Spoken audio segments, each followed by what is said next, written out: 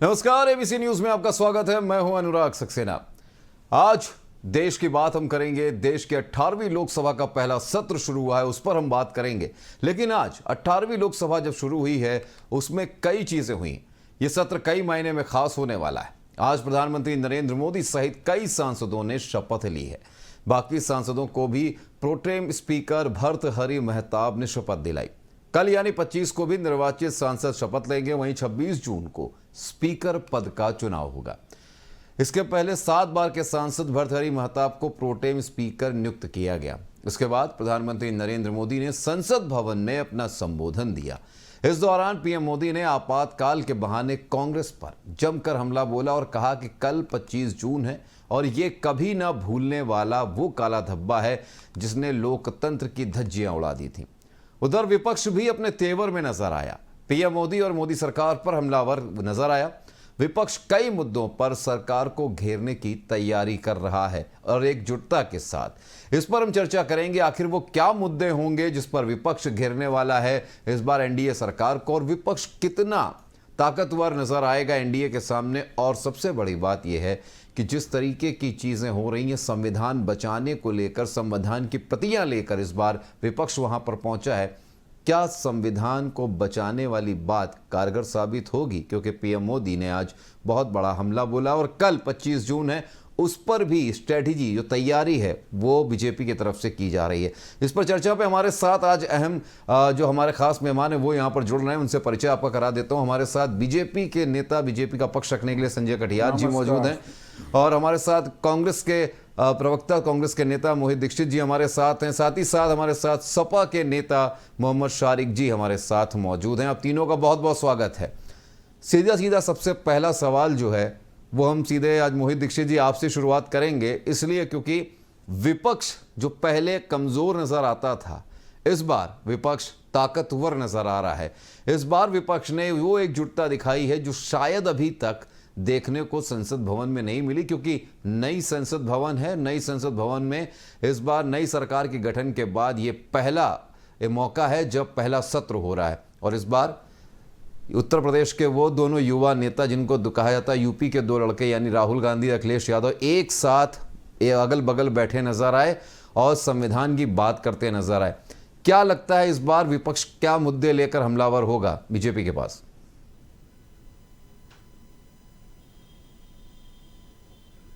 मोहित जी, आपकी आवाज अनम्यूट कर लें। जी अनुराग भाई, आज लोकसभा पहली बार सदन आज स्थापित हुआ। उसमें आप जो एक बात कहते हैं संविधान बचाने की, तो संविधान बचाने के प्रोस्पेक्ट से समझना पड़ेगा। जिस तरीके से संविधान बचाने को या संविधान खत्म करने का एक तरीका, एक प्रोसेस लंबा है, उसको अगर आप एक शब्द में देखेंगे तो बहुत छोटा होगा।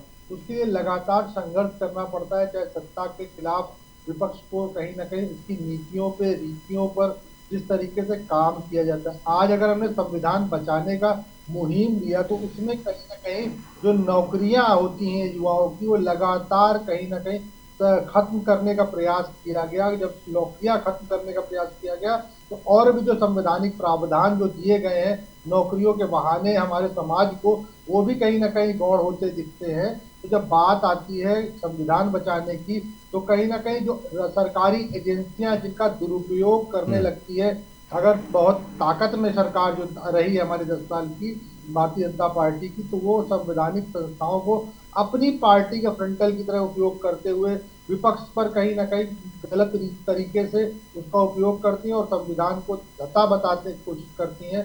संवैधानिक संस्थाएं जो देश चलाने के लिए बनी होती हैं, तो कहीं ना कहीं इन सब चीजों से जब बिगड़ने का मूल स्वरूप बिगड़ता है, उसको संविधान को बचाने के लिए, उसको लड़ने के लिए हमको संसद में आवाज उठानी पड़ती। बिल्कुल भारत की जनता ने इस लोकसभा के चुनाव में कहीं ना कहीं हमको और अधिक ताकत से भेजा है। अब इस सरकार को अभी सत्ता है, सरकार के पास भले ही भारतीय जनता पार्टी के पास आंकड़े 272 के ना हो, लेकिन सहयोगी दलों के सहारे वो 272 का आंकड़ा पार करके सत्ता में सरकार बना रही है। आज भी देखिए प्रोटेम स्पीकर के छोटे से पद के लिए जरा शपथ दिलाने के लिए भी कहीं ना कहीं उन्होंने वरिष्ठता को आधार माने जाने वाले पर भी कहीं ना कहीं कुठाराघात करते हुए हमारे पास 8 बार के सांसद होते हुए भी 7 बार को दिया। चलिए इनकी हठ धर्मिता है, इस हठ धर्मिता लगातार 10 साल टिकी गई, और कहीं ना कहीं इस बार विपक्ष को हठ धर्मिता के खिलाफ मुखर मुखर आवाज लेकर के, प्रखर होकर के इनसे हर मोर्चे पर लड़ेगा। और जन विरोधी जो कार्य अभी से चालू हो गए हैं, चाहे नीट की परीक्षा को लेकर के हो, चाहे लगातार परीक्षाएं जो लीक होती जा रही हैं या टेंटेटिव करी जा रही हैं या पेंडिंग करी जा रही है, उनसे जो छात्रों का भविष्य के साथ खिलवाड़ हो रहा है, उनके मुद्दे को लेकर के आज जरूरत है कि उसके खिलाफ सरकार को इस तरीके से मजबूर किया जाए कि वो सरकार जनता और छात्रों के हित के जो सार्थक हो उसके स्वरूप काम करे, ना कि अपनी हठधर्मिता जिस तरीके से हमारे शिक्षा मंत्री कर रहे हैं लगातार, उसके लेकर के बात हो। इन्हीं सब मुद्दों जो जिससे संविधान के निहित रहता है, उन्हीं को लेकर के बात होती है। अगर हम संविधान बचाने के मुहिम को एक लाइन में नहीं बोलते, वो बड़ा व्यापक रूप है। ठीक है मोहित जी। शारिक जी आपके पास चलेंगे। यूपी की राजनीति को किसी और के सहारे छोड़कर अब एक नई पारी अखिलेश यादव शुरू कर चुके हैं। आज लोकसभा के पहले सत्र में वो नजर आए, लेकिन सबसे दिलचस्प तस्वीर देखने को ये मिली कि एक हाथ में संविधान के प्रति और दूसरे हाथ में अयोध्या से जो आपके सांसद बने हैं अवधेश जी, उनका बराबर हाथ थामे हुए। वो भी एक तस्वीर जो सामने आई, वो देखकर ऐसा लग रहा था कि अवधेश जी को इसलिए थामे हुए हैं, शायद पीडीए का नारा देने की बात कर रहे थे कि पीडीए देखो हम इस तरह से चलाते हैं। और दूसरी तरफ जब वहाँ पर नारेबाजी हो रही थी एकजुटता को दिखाने के लिए कि संविधान हम बचाएंगे, संविधान के रक्षक हम बनेंगे, ये दिखाने की जो एकजुटता है, ये जो नई पारी है समाजवादी पार्टी के रूप में अखिलेश यादव की इस बार, उसको किस नजरिए से देखते हैं, कितनी प्रखर होने वाली है? ठीक है, समाजवादी पार्टी ने उत्तर प्रदेश के अंदर जो प्रचंड जो है सीटें प्राप्त की हैं, ये जनता का जनादेश है। और आज जो तस्वीर आपको देखने को मिली और जो मैंने भी देखा है कि एक हाथ में अखिलेश यादव जी संविधान लिए हैं और दूसरे हाथ में जो हाथ है वो श्री राम जी के साथी का जो है हाथ है, जिन्होंने अयोध्या से लोकसभा का सीट जिताकर सांसद बनाकर इस देश के अंदर एक माहौल दिया। भगवान राम ने कहा कि ये जो है भगवान राम भी समाजवादी पार्टी के साथ है, गठबंधन के साथ है। इसलिए आज राष्ट्रीय अध्यक्ष जी अखिलेश यादव जी में एक हाथ में संविधान लेकर ये बताने का दर्शाया है कि हम इस देश के संविधान को हमेशा बचाते रहेंगे, क्योंकि ये चुनाव हमने संविधान के बचाने के लिए लड़ा था, हमने महंगाई को रोकने के लिए लड़ा था, हमने किसानों के लिए लड़ा था, हमने छात्रों के लिए लड़ा था, हमने जो है जो भी मुद्दों पे लड़ा था वो संविधान लिए थे। और दूसरे हाथ में इसलिए जो है हाथ पकड़े थे अवधेश जी का कि उन्होंने राम के जो साथी थे, जो राम की नगरी से जो जीत कर आए हैं, हम राम के भी साथ हैं, हम संविधान के साथ हैं, हम इस देश की जनता के साथ हैं, हम सभी के साथ हैं। ये आज दर्शाने का काम राष्ट्रीय अखिलेश यादव जी ने किया है। और रही बात जो है जैसे सदन के अंदर और सी चीजें हैं, तो वो सब अभी जो है 2-3 दिन में भी और सदन चलेगा तो सब सामने आती रहेंगी। और आज जितने भी सांसद ने शपथ ली है उन सबको मेरी शुभकामनाएं भी हैं। और एक मैसेज अखिलेश जी के द्वारा दिया गया है, समाजवादी पार्टी के प्रवक्ता के रूप में मैं बिल्कुल स्पष्ट रूप से कहता हूं कि जो है ये अखिलेश यादव समाजवादी पार्टी और ये गठबंधन संविधान और राम दोनों के साथ है, और ये मैसेज पूरे देश में। बिल्कुल। संजय जी, आपने सुना दोनों हमारे विपक्ष के जो सहयोगी दलों के जो हमारे नेता हैं जो यहाँ पर हैं, उनकी बातें आपने सुनी। कितना इत्तेफाक रखेंगे, क्योंकि जिस तरीके से बात की जा रही है कि इस बार विपक्ष जो है वो राम का नाम ले रहा है, संविधान का नाम ले रहा है, जो अभी देखा जाए तो पहले अगर बात की जाए बीते ज़मानों की बात की जाए तो यही राम जो था वो कहीं कहीं राम झूठे साबित होते थे। इनकी नज़र में राम एक काल्पनिक चरित्र थे।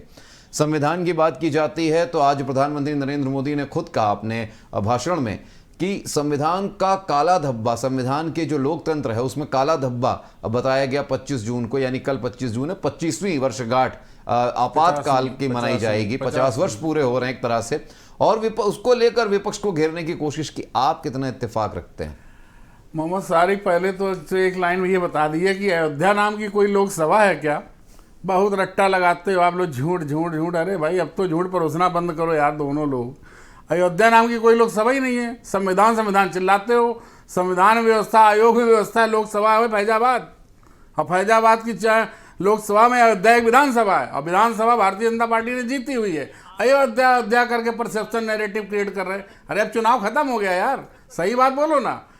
ठीक है, जीत हार हुई है और 18वीं लोकसभा के सभी निर्वाचित सांसदों को, प्रधानमंत्री जी सभी को मैं बधाई देता हूं, सभी निर्वाचित सांसदों को, पक्ष हो या विपक्ष। और 18वीं लोकसभा में बैठने वाले सभी सांसदों से उम्मीद करूंगा कि देश के हित में काम करेंगे बजाय लड़ाई झगड़ा के। आगे आवाज बंद रखिए, मैंने बहुत ध्यान से सुना है, मुंह बंद रखिए। मौका मिलेगा, मौका पूरा आपको दिया अनुराग जी ने, अब मेरे मौके पे सबको मौका मिलेगा, आपको भी मिलेगा। आप इतना मिर्ची ना लगे, जब मैं बोल रहा, आप बोले मैं सुन रहा, दोनों लोगों सुना मैंने, ये आदत बंद कर दीजिए।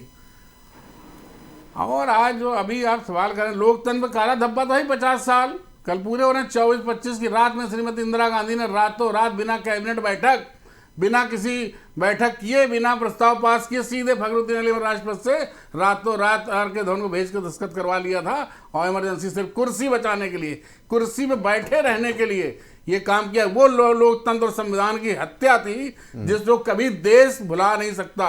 और ये बार बार हम लोग इसलिए कहते हैं कि उस समय की पीढ़ी, उस समय बचपन छोटे रहेंगे, आप लोगों को नहीं पता होगा जितने जुर्म कांग्रेस ने किए थे देश के अंदर, पूरे देश को जेल बना दिया था। बड़े बड़े नेताओं को बैठे, मोहम्मद सारिक, तुम्हारे वरिष्ठ नेताओं को भी जेल में ठूंस दिया था और 18 महीने तक बंद रखा था। आप उन्हीं के गोद में बैठ के खेल रहे हो। और भविष्य में किसी दिन आपका विलय कांग्रेस के अंदर होगा, ये आप लिख के रख लीजिए। संजय जी, जो आप बात कह रहे हैं, जो इमरजेंसी की बात आप कर रहे हैं कि देश को पूरा एक तरह से कंट्रोल कर लिया गया था और जेल बना दिया गया था, लेकिन विपक्ष मीडिया पे नियंत्रण, जेल पे विपक्ष भी तो सारे नेताओं को मीडिया पे नियंत्रण की बात जब आप कर रहे हैं तो विपक्ष भी तो यही कह रहा है। विपक्ष कह रहा है इस समय तो अघोषित जो है, पिछले 10 सालों से अघोषित इमरजेंसी चल रही है देश में। मीडिया सवाल कर नहीं सकती, मीडिया बोल नहीं सकती। अगर इमरजेंसी होती, आप भी मीडिया पर्सन है, पत्रकार इतने वरिष्ठ, आपको कौन सा बोलने से रोका गया? आप सब जो चाहते हैं बोलते हैं, मैं सामने बैठा हूँ। मोहम्मद सारिक जो चाह रहे बोल रहे हैं, इनका कौन सी जबान में रोक है? मोहित दीक्षित भाई कौन सा रोक है? जो चाह रहे बोल रहे। राहुल गांधी इनके नेता जो चाह रहे बोल रहे, अखिलेश यादव जो चाह रहे बोल रहे। अखिलेश कुछ भी बोल देते हैं, कोई कुछ कह रहा है क्या? राहुल गांधी कुछ भी दिखा रहे हैं। प्रधानमंत्री को आज ये संविधान दिखा रहे थे वहां लोकसभा के अंदर। अरे इनको शर्म नहीं है? उनके हाथ में बच्चे हैं ये। 13 साल तक मुख्यमंत्री रहने वाले नरेंद्र मोदी 2 बार इस देश, इतने बड़े देश के प्रधानमंत्री बहुमत के साथ तीसरी बार प्रधानमंत्री हैं। उनको इस संविधान दिखा रहे थे। इनको शर्म आनी चाहिए। इनको चरित्र इनका खत्म हो चुका है। सपा के साथ बैठ के तो गुंडा ही हावी हो गई कांग्रेस के अंदर भी। ये भी गुंडा पार्टी बनती जा रही कामोवेश। और ये सब समाज और देश देख रहा है। भविष्य खराब है तुम्हारा। संजय जी, दोनों मिलकर जो गुंडाई कर रहे हो। संजय जी, थोड़ा सा पीछे की चीजों को कहते हैं ना, भूली को बिसारी आगे की सुध ले, वो वाली अगर बात कर लीजिए। पीछे किसी ने क्या किया उसको छोड़कर हम आज की बात कर लें। पीछे पे हम लाठी पीटते रहेंगे तो आगे भविष्य को कैसे देखेंगे? और आगे भविष्य की बात करें तो हमारे देश का भविष्य जो है, देश की संस्कृति हो, देश का भविष्य जो है, देश की संस्कृति हो, देश की विरासत हो। विरासत के बिना कोई समाज, कोई मानव सभ्यता नहीं चल सकती। बिना पीछे देखे, इतिहास को देखे, गलतियों को अगर दोहराएगा तो वो फिर वो समाज तरक्की नहीं कर सकता। पीछे देखना ही होगा कि किसने क्या किया। मोहित जी एक चीज बताइए मुझे, जो बार बार संविधान बचाने की बात की जा रही है, संविधान को खतरा किससे है? क्योंकि मोदी सरकार अब बन चुकी है और चुनावी माहौल में जब बात हो रही थी तो यही बात बार बार आप लोग कह रहे थे कि जब सत्ता में आ जाएंगे, पूर्ण बहुमत से आ जाएंगे तो ये बदल देंगे संविधान को। और ये बार बार बात कही गई थी। संविधान बदल कौन रहा है? संविधान को कोई नहीं बदल सकता। 10 साल से तक एक धारा बता दें, ये धारा बदली है। और आज भी आप लोग बार बार संविधान हम बदल रहे हैं। मतलब आप जैसे कहते हैं ना कि प्रधानमंत्री के पास कोई मुद्दा नहीं है। जैसे आज मल्लिकार्जुन खड़गे साहब ने कहा, अध्यक्ष महोदय आपके कांग्रेस के, उन्होंने कहा इनके पास तो कोई मुद्दा ही नहीं है, बोलने के लिए कोई नई चीज नहीं है, वही एक ढपली, वही एक राग लापते रहते हैं इमरजेंसी उठा के। तो सबसे बड़ा मुद्दा यह है कि आपके पास जो है संविधान बचाओ वाला ये मुद्दा क्यों है? संविधान कहाँ खतरे में आ रहा है? किसका संविधान छीना जा रहा है?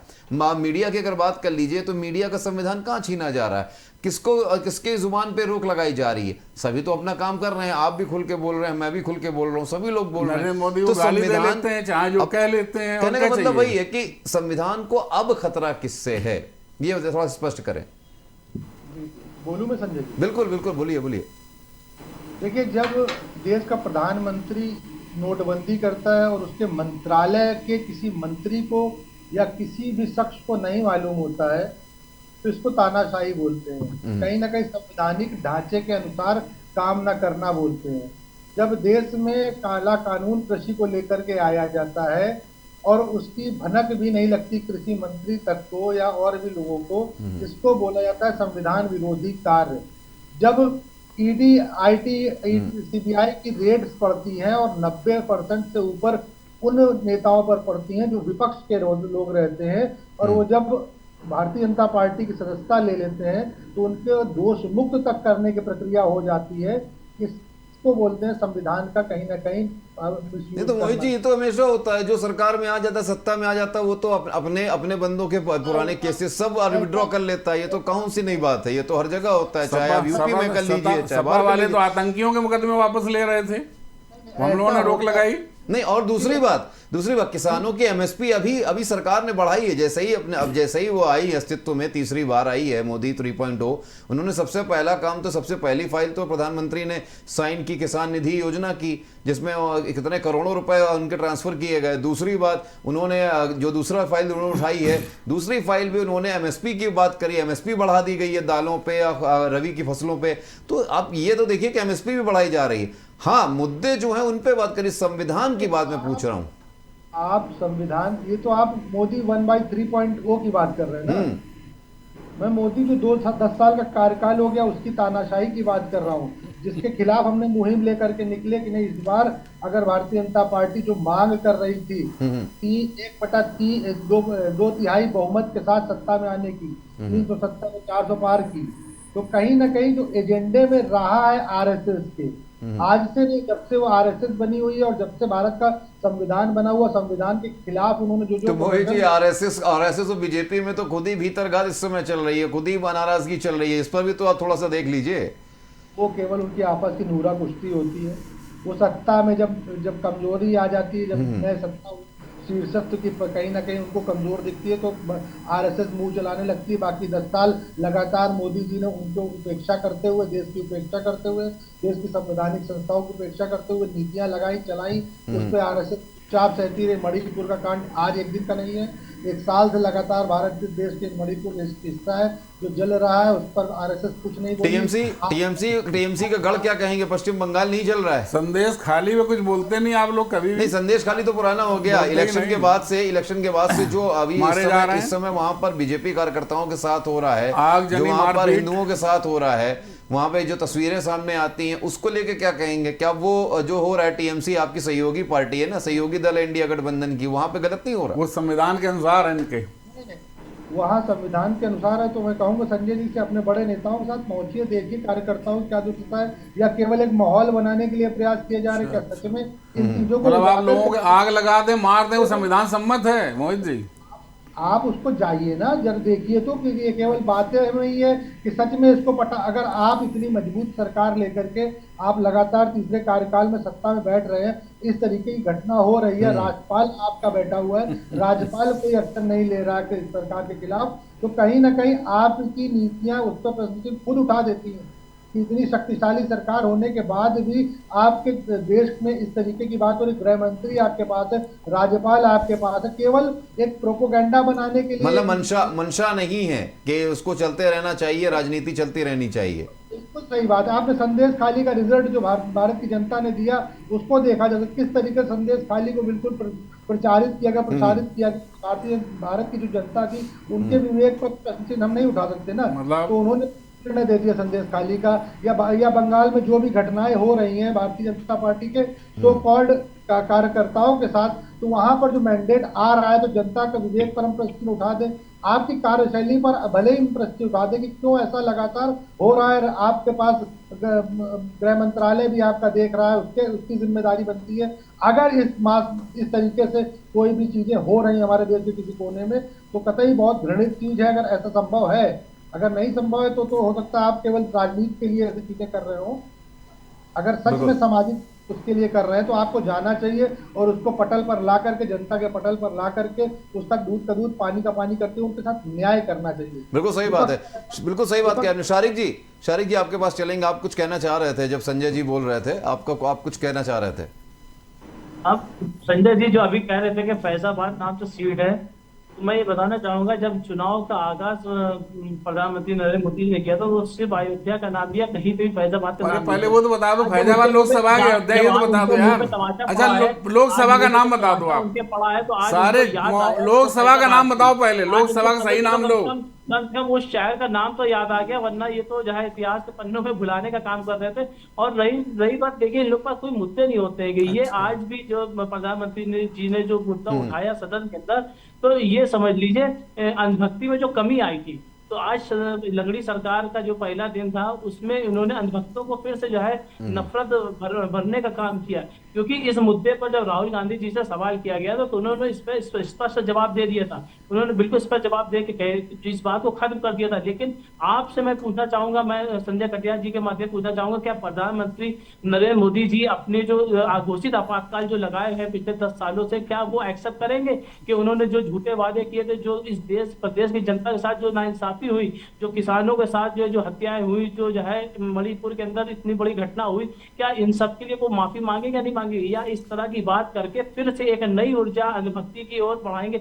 जबकि इस देश की जनता ने बिल्कुल स्पष्ट रूप से इनको नकार दिया, और अगर ये इनके चहेते अधिकारी ना होते तो ये सरकार भी ना बना पाते, क्योंकि बहुत सी सीटें। अच्छा, अधिकारियों की बात छेड़ी है आपने, अधिकारियों की बात छेड़ी है शारिक जी, अधिकारियों की बात आपने छेड़ी है। यहाँ पर इस समय एक बहुत बड़ी चीज चल रही है उत्तर प्रदेश के अंदर, यूपी में आप भी हैं, हम भी हैं।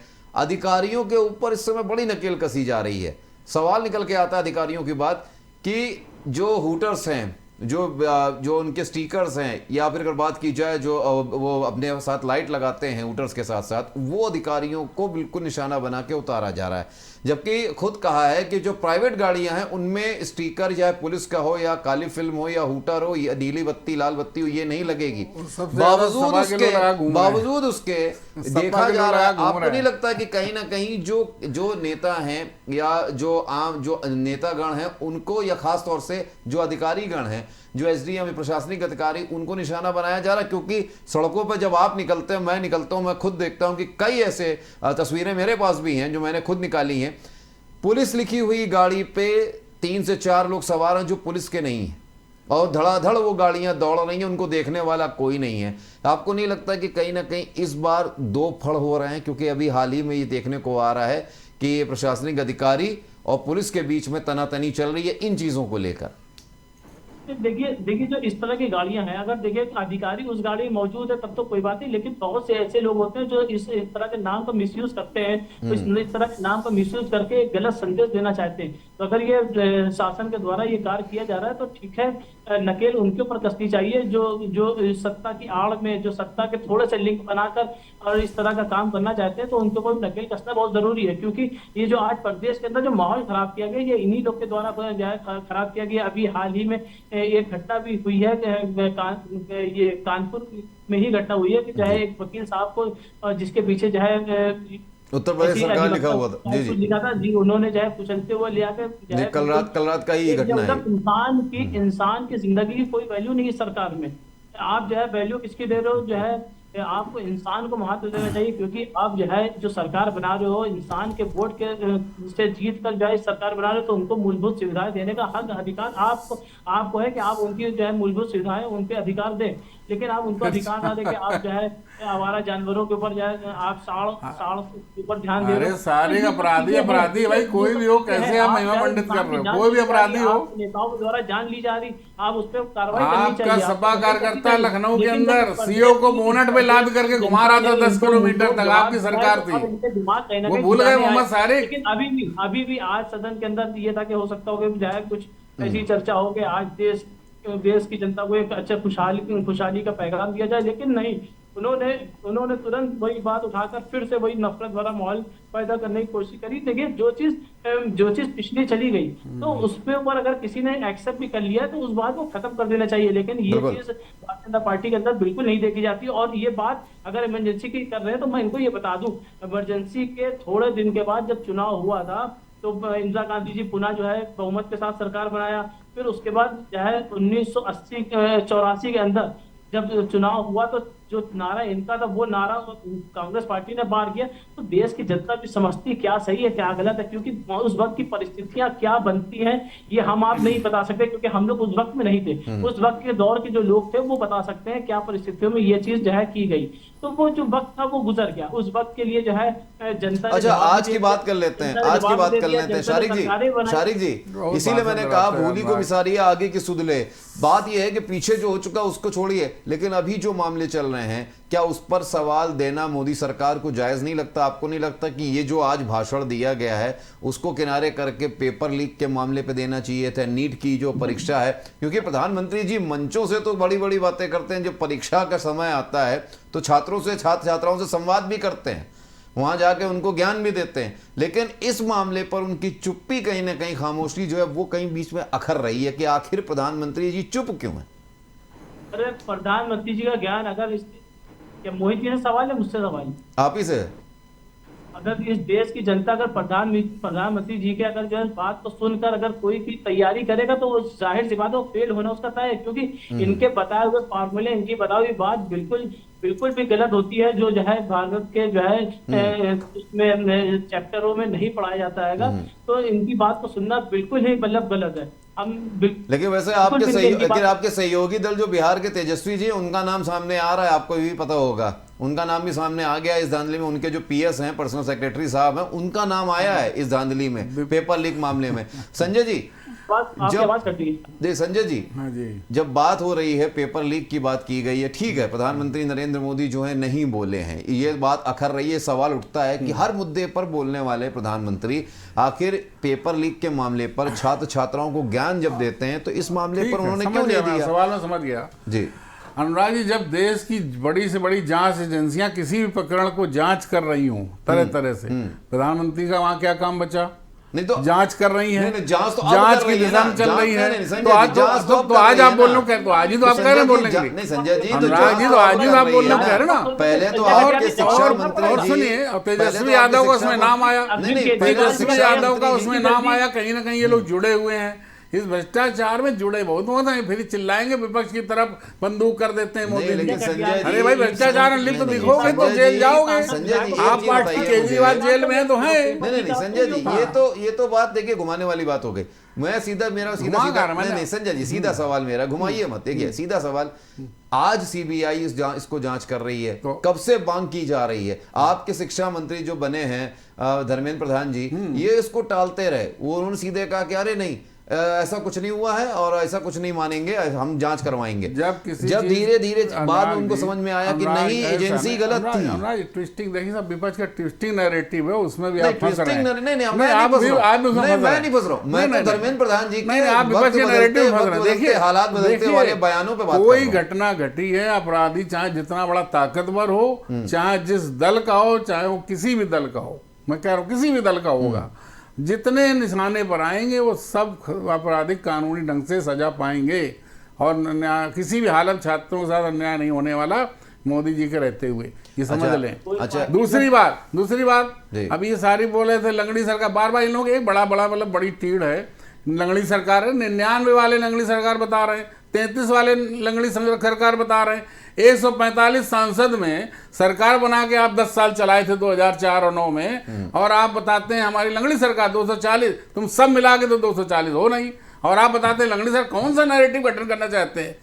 बहुमत के साथ 294 प्री पोल अलायंस के साथ जीत कर आई है भारतीय जनता पार्टी एनडीए, और आप उस पर ऐसे समझाओ, बताते हैं संविधान का मजाक आप खुद उड़ा रहे हैं, संविधान का सम्मान आप खुद नहीं कर रहे हैं, इस लोकतंत्र का सम्मान आप खुद नहीं कर रहे हैं, और आरोप लगाते हैं भारतीय जनता पार्टी पर। अरे भाई तुमसे यार इतनी शर्म करो, कितनी सत्ता लोलुप हो तुम सब कि बिल्कुल प्रधानमंत्री बन गए तीसरी बार। तो राहुल गांधी को, कांग्रेस को बड़ी मिर्चें लगी, बड़े परेशान है, अब उन्हें बहन जी को भी बनाना सांसद, उन्हें दामाद जी को भी सांसद, बड़ी चिंता भाई, बेटे बेटियों को सांसद मंत्री बनाना था, सपने सब धूल गए। इसी में तकलीफ हो गई कि सारे अभी परिवार वाले सांसद मंत्री बन के बैठ जाते तो बहुत अच्छा संविधान था, बहुत अच्छा लोकतंत्र था। अब वो सब मुंगेरी लाल सपने ध्वस्त हो गए, अब आप परेशान हैं इस मामले में, तो आप गाली देते घूम रहे हो मोदी सरकार को। अरे काम करवाइए, 1 मिनट लोकसभा है, अगर आप विपक्ष हैं, ताकत में आए गए, संख्या है, तो अंदर संख्या का मतलब ये होता है समूह बन जाए, गुंडों का समूह बन के गुंडा ही करेगा। आप सांसद बने हैं तो आप ताकत में, तो अपने रचनात्मक काम करिए, जनता के हित के, आपको भी जनता ने चुना है काम करने के लिए, कुर्सी तोड़ने के लिए नहीं चुना है, और ना लोकसभा के अंदर गाली गलौज करने के लिए चुना है। आप रचनात्मक बातें करिए, पक्ष से सत्ता से सवाल करिए और अपनी बहस करिए, स्वस्थ बहस।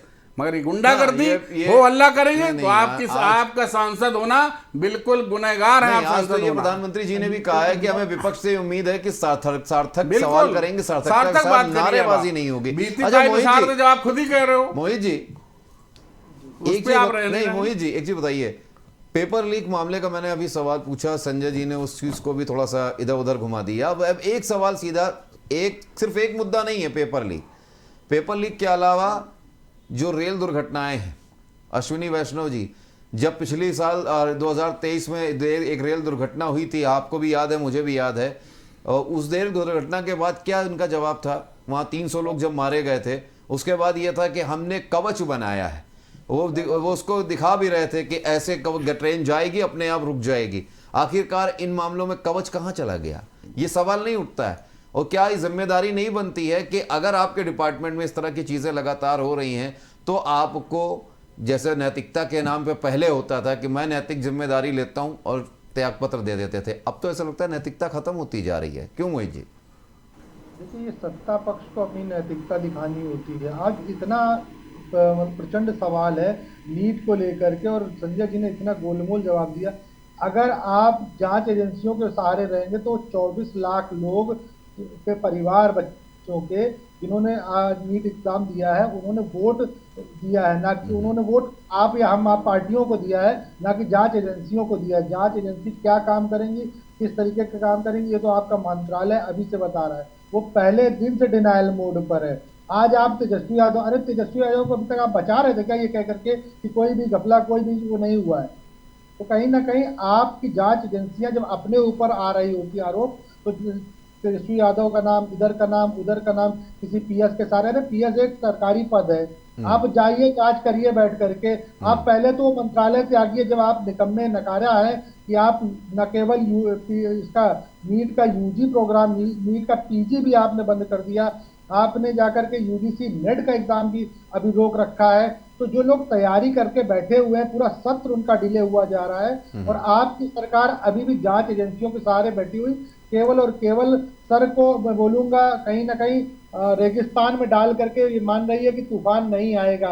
ये तूफान इसलिए आप बचाना चाह रहे हो क्योंकि कहीं ना कहीं भारतीय जनता पार्टी शासित राज्यों से ही इनके तार जुड़े हुए बड़े बड़े स्कैंडल है।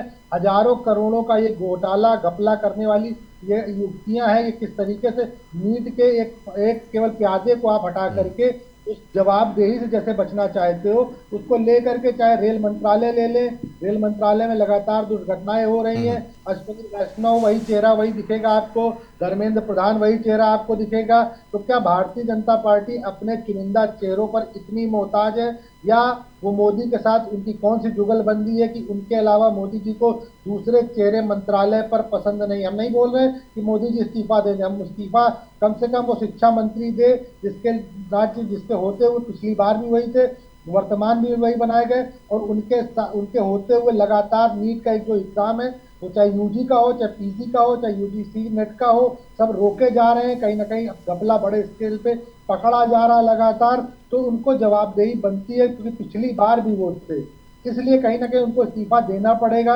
रेल मंत्री अश्विनी वैष्णव कवच का उदाहरण जैसे आपने दिया, कवच का दिखाते हैं कि नहीं, गाड़ी आने से पहले ही आपको सब सिग्नल मिल जाएंगे और रोक लेगी गाड़ी, पता चल जाएगा। और दुर्घटना में देखते हैं गाड़ी के ऊपर गाड़ी चढ़ी हुई हवाई जहाज की तरह बनी दिखती है। तो कहीं ना कहीं जिम्मेदारी तो लेनी पड़ेगी भाई, नैतिकता तो लेनी पड़ेगी। जब जनता आपको वोट दे करके, जिता करके अगर प्रधानमंत्री बना रही है, तो कम से कम कुछ तो करिए, कुछ तो जनता के प्रति ईमानदारी दिखाइए।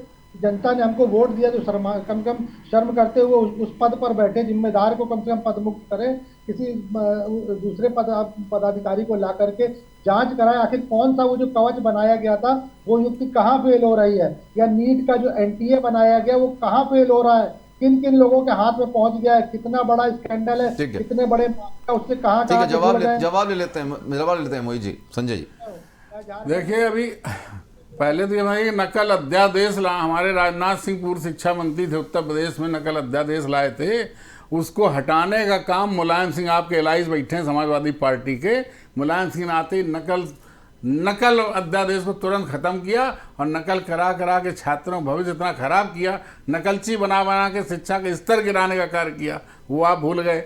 राजस्थान में कितने ही आपकी सरकार रहते, पेपर तमाम लीक हुए।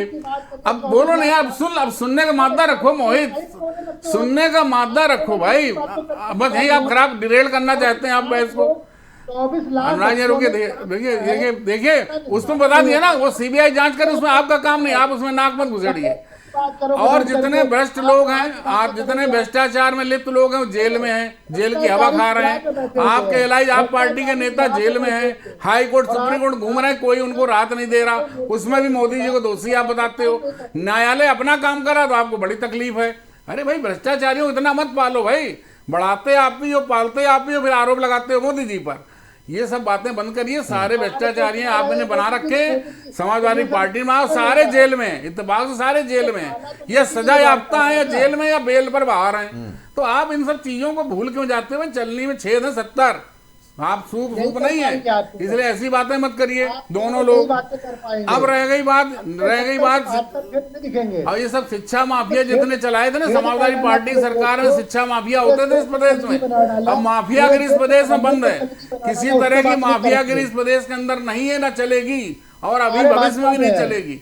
इसलिए आप लोग तिलमिलाए हुए, आपकी हताशा है। बहुत सपने देख रहे थे, केंद्र में हम भारत सरकार में बैठ जाएंगे, अपने चाचा ताती भतीजों को मंत्री बना लेंगे और देश में राज करेंगे, सारे सपने आपके टूट गए। मोहित जी कह रहे हैं कि माफिया जितने हैं वो भाजपा में है इस वक्त। सारे माफिया आप ही के थे, आप ही सब जेल में, हमने जेल में डाल दिए, हमने जेल में डाल दिए, और आपको बड़ी तकलीफ है। चाहे वो गायत्री प्रजापति हो, अतीक अंसारी तो मर गया, अतीक अहमद मर गया, सब माफिया तो थे, सब चले गए ना, ऊपर चले गए, और कुछ जेल में चले गए, केजरीवाल जेल में चले गए। आप तक चिल्ला रहे हो, आप पार्टी से अलायंस था, अब आप जूता लाद कर रहे हो। वहाँ दिल्ली में एक सीट नहीं जीत पाए, पंजाब में आप लड़ते नहीं हो, अजीब तरह का अलायंस है भाई, कैसा अलायंस है? सब केवल सत्ता के लिए लड़ाई लड़ते हो आप लोग। संजय कटियार जी जो आप कर रहे हो, अतीक अहमद तो आपने मरवाया है, आपकी पार्टी मरवाया नहीं, चले गए ना, भगवान ने सुन ली, ये भगवान ने सुन ली। मर गया, आपकी नाकामी है, लाइन ऑर्डर नहीं आप कर सकते हो, आप कैदियों को हथकड़ी में लगा कर उनको मरवाने का काम किया है। कभी भगवान न्याय कर देता है, आपका खुदा न्याय कर देता है, खुदा भी न्याय कहते हो ना, खुदा भी न्याय कर देता है। पार्टी कार्यकर्ता खुदा से भी डरा करो यार। वो आपके कार्यक्रम में वो सब पाए जाते थे जिन्होंने मारा, जितने कर्म खराब हो सब उनको खुदा हमारा कहा जाता है, भगवान न्याय करेगा। आपका भी खुदा है तो न्याय करता होगा, तो ऐसी न्याय हो जाता है। मुझे तो ऐसा लगता है कि इंदिरा गांधी और राजीव गांधी की हत्या में भी कहीं आप लोगों का हाथ ना निकला है। ये बड़ी बात आपने कही, ये बड़ी बात कही है, लेकिन मतलब कैसे आपको लगता है? शारिक जी कोई प्रूफ होगा, कोई प्रूफ है आपके पास? आपने बहुत बड़ी बात कही है कि राजीव गांधी और इंदिरा गांधी की हत्या में बीजेपी का हाथ है, ये बहुत बड़ी बात कही आपने। इसका कोई सबूत है? इसका कोई बात है? क्योंकि आप डिबेट में, लाइव डिबेट में बोल रहे हैं। मरवा दिया तो ये एक्सेप्ट करें, ये जनता को बताएं कि भारतीय जनता पार्टी ने मरवाया, देश की जनता को तो पता चले। नहीं, आपने पूर्व प्रधानमंत्रियों का नाम लिया है और बीजेपी का नाम जोड़ा है, इस पे थोड़ा सा प्रकाश डालें अगर आपके पास है कुछ। अभी आप बोले, उस पर बोलिए कि पूर्व प्रधानमंत्रियों की हत्या भाजपा ने करवाई, चलिए बोलिए आप। इंदिरा गांधी का हत्या, राजीव गांधी हत्या, आप बोलिए। आपने बोला ना जांच हो जाए, प्रधानमंत्री रहते हत्या हुई थी, किसका लाइन खराब था?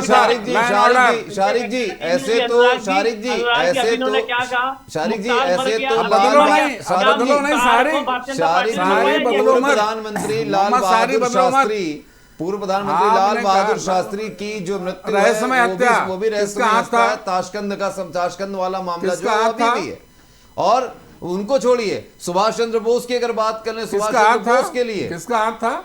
सुभाष चंद्र बोस की अगर बात की जाए, उनको किस तरीके से गुमनामी में जीना पड़ा, उनको किसने सरेंडर करने की बात करी थी, किसने चिट्ठी लिखी थी ब्रिटेन के जो उस समय प्रधानमंत्री थे, कश्मीर जो किसको लिखा के खिलाफ है। बात देखिए, पुरानी बातें उठाएंगे, लेकिन आपने जो बात कही कि अगर आपने कहा ना कि हो सकता है कि बीजेपी का हाथ हो पूर्व प्रधानमंत्री इंदिरा गांधी और राजीव गांधी की हत्या में, अगर आप डिबेट में ये बात कह रहे हैं अगर लाइव डिबेट में ये बात कह रहे हैं तो इसका कुछ तो आप बताइए, कुछ तो अगर आपके पास है। अनुराग जी, मैंने इनकी बात पे कहा कि इन्होंने कहा कि कमाल है। मुख्तार कोई मर गया, बात सिख का मर तुक गया, है? जो कह रहे हैं कि भारतीय जनता पार्टी ने तो मैंने मरवाया कहा है। ना, भगवान ने सजा दे दी, भगवान ने सजा दे दी, तुम्हारे खुदा ने सजा दे दी। भाई खराब कर्मों की सजा ईश्वर देता है ना, हम लोग मानते हैं ना सभी लोग अपने धर्म में। आप बताइए, जेल के अंदर मुख्तार को आपने मरवाया, भारतीय जनता पार्टी ने मरवाया, तो एक्सेप्ट करिए। अजीब सी बात है, भगवान ने सजा दे दी। ये बहुत बड़ा आरोप लग रहा है संजय जी। और वो कि सारे मुख्तार सारे अंसारी को जांच हो मरवाया चुकी, बीजेपी ने। सारे कानूनी काम हो चुके, उस पे आप मुझसे कुछ भी बोलते रहो, मगर भगवान ने सजा दे दी, हम तो ये मानते हैं। और खुदा ने सजा दे दी। अच्छा एक चीज बताइए शारिक जी, आप सजा दे दी, अभी कह रहे थे हजारों लोगों की हत्याएं करवाने वाले लोगों को सजा भगवान ने भी दे दी। ऑर्डर तो पालन नहीं कर पा रहे। अब हम कहते हैं वो अपराधी था वो, लेकिन पुलिस कस्टडी में था, उसको सजा याफ्ता थी। तो आपकी कानून व्यवस्था को मुंह चलाते हुए आप ही के कार्यकर्ता जो फोटो जिनकी वायरल हुई थी, उन्होंने हत्या करी। अरे आपके कार्यकर्ता तो मुलजिम को छुड़ा ले जाते थे थाने से, वो क्या था? अरे आपके तो कार्यकर्ता थाने में जाके दरोगा की वर्दी फाड़ के और गुंडों को छुड़ा लेते थे। मोहम्मद सारिक आपकी सपा सरकार में सीओ को कार की बोनट पे 10 किलोमीटर टलाया सपा सरकार में। आप कैसी बातें करते हैं? गुंडागर्दी एक हद होती है, आप अपनी बात तो आप सपा माने ही गुंडा। अच्छा एक चीज बताइए, आप देखिए पक्ष अपक्ष के भी यहाँ पे संजय जी मौजूद है और विपक्ष में आप दोनों। मैं सिर्फ एक चीज पूछना चाहता हूँ, क्या हमारे देश से आतंकवाद नाम की चीज खत्म होगी? क्योंकि ये विपक्ष के मुद्दे में भी है आतंकवाद। इस पर सवाल आप पूछते रहे मोदी सरकार से कि बड़े बड़े वादे आप करते थे, लेकिन ये आतंकवाद का मसला आखिरकार खत्म कब होगा? ये सवाल मेरा है विपक्ष से भी पक्ष से भी। मुझे ये बता दीजिए संजय जी, सबसे पहले आप ही बता दीजिए, ये कब खत्म होगा आतंकवाद? जब तक पाकिस्तान की वाहवाही करना ये लोग नहीं बंद करेंगे, आतंकवादी सर उठाते रहेंगे और हम कुचलते रहेंगे। नहीं तो विपक्ष ने और हम कुचलते रहेंगे। विपक्ष ने कब करी? अरे भाई इन्हीं के नेता जाकर के वहाँ कहते हैं इन्हें हटाओ, कहीं कहेंगे इन्हें लाओ, बड़े शंकर अय्यर जाएंगे वहाँ लाओ, आतंकवादियों के मजार पे रोने चले जाएंगे, माफियाओं के मजार पे फूल चढ़ाने चले जाएंगे। ऐसे तो प्रधानमंत्री नरेंद्र मोदी भी बिना कहे वहां पहुंच गए थे, बढ़ावा देते हैं। ऐसे तो प्रधानमंत्री नरेंद्र मोदी भी वहां बिना कहे पहुंच गए थे। उन्होंने तो नवाज शरीफ को भी बुला लिया था। दुनिया को मैसेज देने का डिप्लोमेटिक था। आज इस बार ओथ में बुलाया किसी को? नहीं बुलाया, नहीं बुलाया। एक बार हो गया, उसी साथ 370 हटा दी, 370 हटा दी, 35 से हटा दिया। इनको हजम नहीं हो रहा। ये संविधान के खिलाफ था क्या? मतलब अच्छा 370 हटाना संविधान के खिलाफ था, बोलो। 35 से हटाया संविधान के खिलाफ था, बोलो। नहीं अच्छा एक कमाल की चीज है, हमने कर दिया वो भी जमीन खरीदने बेचने। नहीं शारिक जी, एक कमाल की चीज है, एक चीज कमाल की, बहुत अच्छा राजनीति में एक कमाल की चीज है, हमने कर दिया उसको छोड़िए, हमने कर दिया उसको छोड़िए, हमने इस बार नहीं किया। का एक आर्टिकल हटाया सिर्फ जमीन खरीदने बेचने के लिए। अच्छा मतलब पाकिस्तानी आके कश्मीरी बेटी से शादी करे तो वहाँ का निवासी हो जाएगा।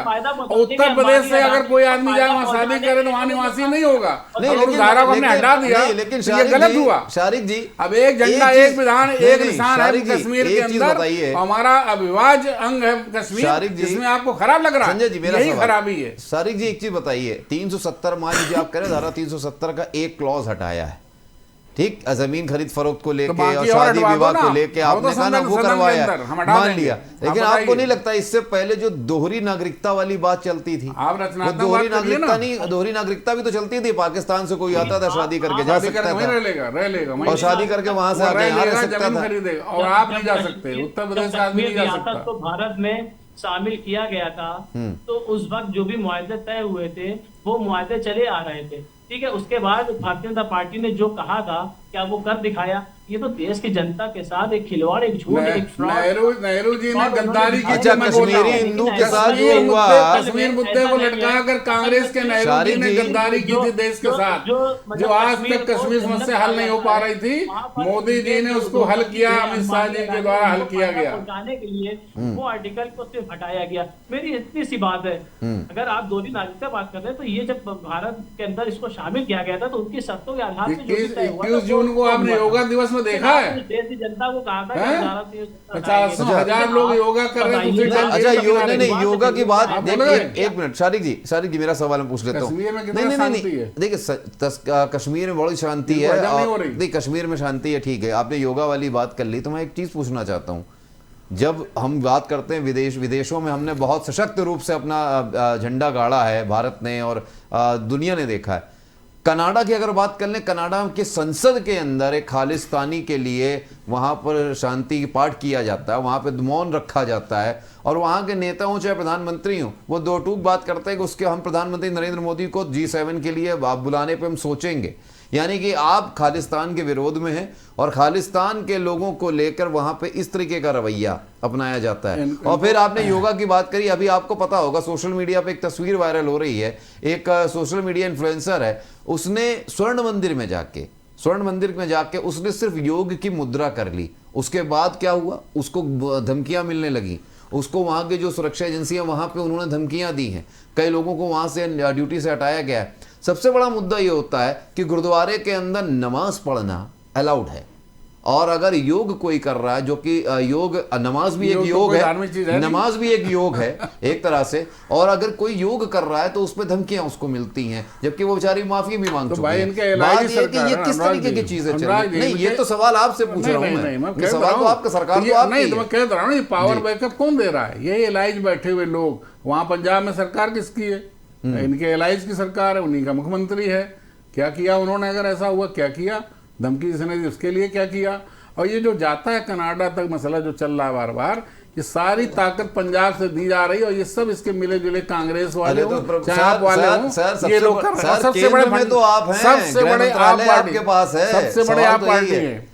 अभी केजरीवाल जेल में तो इतना हल्ला मचा रहे हैं, 100 करोड़ के घोटाले, शराब घोटाले, जेल में दूसरा मुद्दा और उठा देंगे तो इनके तो आग लग जाएगी भाई, संविधान एकदम खतरे में आ जाएगा। अभी संविधान खतरे में है, यहाँ तो सच सच करो तो संविधान खतरे में आ जाता है, इनके लिए लोकतंत्र खतरे में आ जाता है।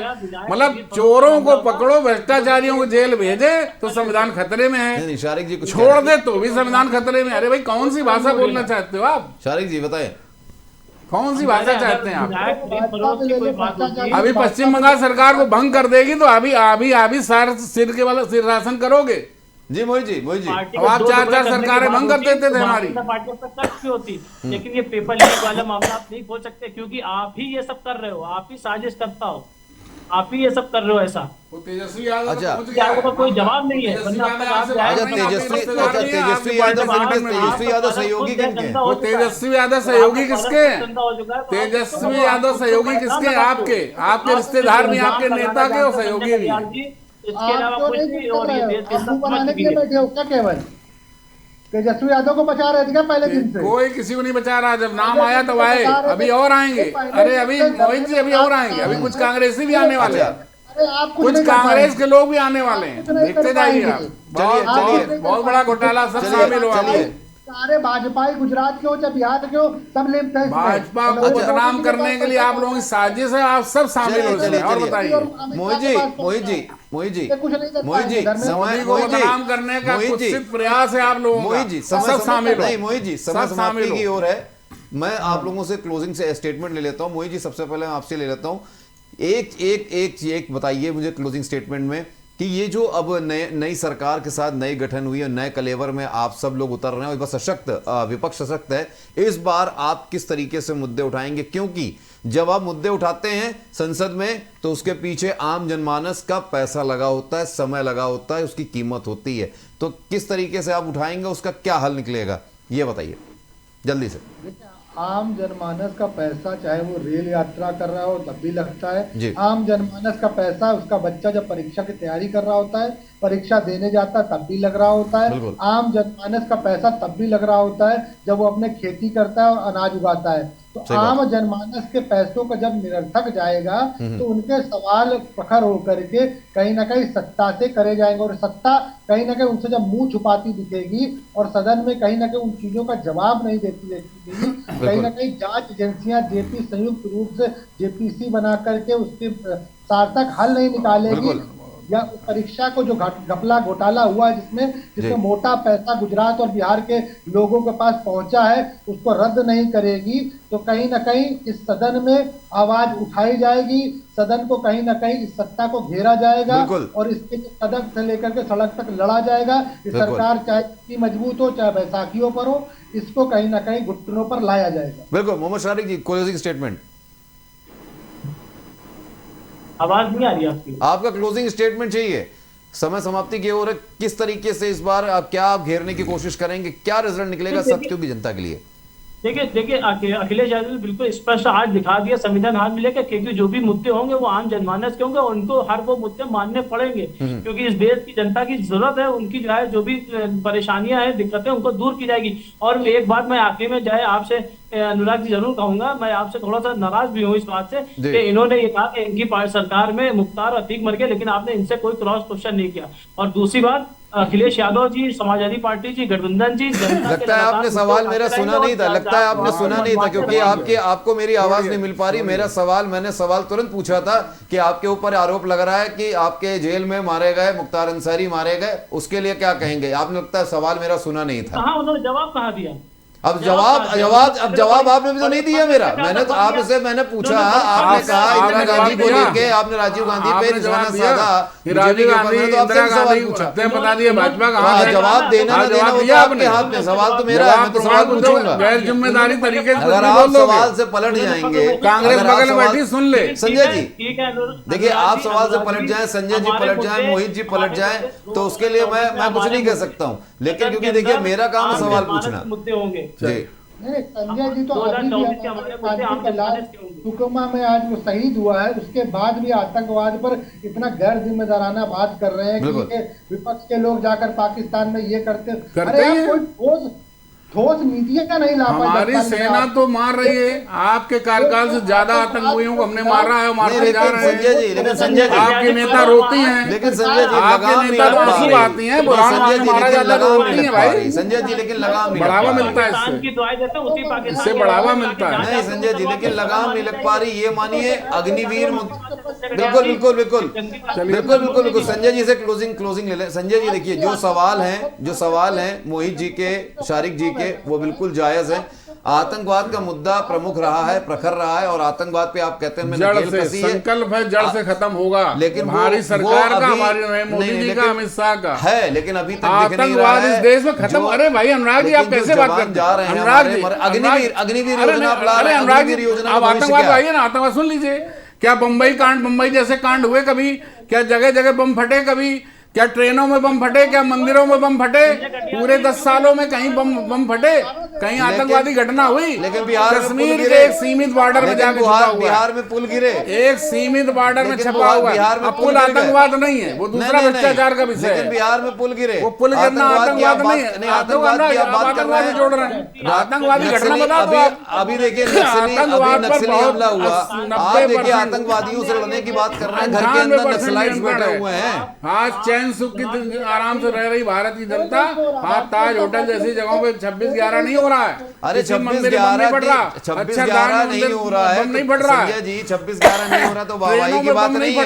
26/11 नहीं हो रहा, वाहवाही की बात नहीं है। लेकिन छत्तीसगढ़ के अंदर नक्सलाइट का हमला हुआ है, उनसे हुआ है, उसमें कानपुर का लाल मारा गया है, उसके बारे में नहीं सोचेंगे। से पहले धीरे धीरे करके गुरिल्ला युद्ध चल रहा है, जो गुरिल्ला युद्ध चल रहा है, नहीं जो देश के अंदर गुरिल्ला युद्ध चल रहा है संजय जी, उस पर जो हमारे देश के जवान मारे जा रहे हैं, उसको लेके नहीं सोचा है। 28 नक्सलाइट हमने पिछले समय मारे अभी हम ही ने। हमारे जवान कितने मर रहे हैं ये भी तो बात करिए। 28 नक्सलाइट एक साथ मारे गए। चलिए हम उम्मीद करेंगे, अनुराग यादव उम्मीद करेंगे विपक्ष बहुत सार्थक बहस के साथ। चुप रहिए थोड़ी देर, मेरी बारी मुझे चुप रहो यार, चुप रहो यार, तुम तो बोल चुके ना अपनी बारी बोल चुके ना, ये बोलते रहोगे। अकाल तंत्र का उनका अपना अरे बंद करो यार। ऑपरेशन ब्लू स्टार के बाद क्या हुआ था? ऑपरेशन ब्लू स्टार किसने कराया था यार? बेकार बातें मत समय समय समाप्त हो चुका है। उम्मीद करेंगे विपक्ष सार्थक काम करेगा, जनता के पैसे का दुरुपयोग नहीं होने देगा, और संसद में अच्छे कानून बने, अच्छी जनता के हित में काम हो, शांतिपूर्वक सदन चले, जनता के पैसे की बर्बादी ना हो, सहयोग करेगा और गुंडागर्दी करेगा, और रचनात्मक कार्य नहीं करेगा, विपक्ष इसका दोषी है। आप तीनों ने अपनी बात रखी है, मैं एक बात नहीं, आप तीनों ने अपनी बात रखी, नहीं आप तीनों ने अपनी बात रखी। अब मैं एक बात कहना चाहूंगा, चाहे आप सत्ता पक्ष हो चाहे विपक्ष, जनता से जुड़े जो मुद्दे हैं उनका निवारण होना चाहिए, चाहे वो आतंकवाद का मसला हो, क्योंकि उसमें हमारे देश के जवान, किसी का घर का बेटा, किसी का पति, किसी का पति और किसी का पिता जा रहा है। दूसरी बात, जो ये पेपर लीक मामले चल रहे हैं वो छात्रों के भविष्य से जुड़े हुए हैं। कई छात्र कोटा जाते हैं, घर से दूर जाते हैं, सुसाइड भी कर चुके हैं इन चीजों को लेके। दूसरी बात, जो हमारा अग्निवीर योजना पर भी कुछ सोचना पड़ेगा। किसानों को लेकर ये जिम्मेदारी सिर्फ सत्ता पक्ष की नहीं, विपक्ष की भी है, और उम्मीद करेंगे आप सब लोग सोचेंगे।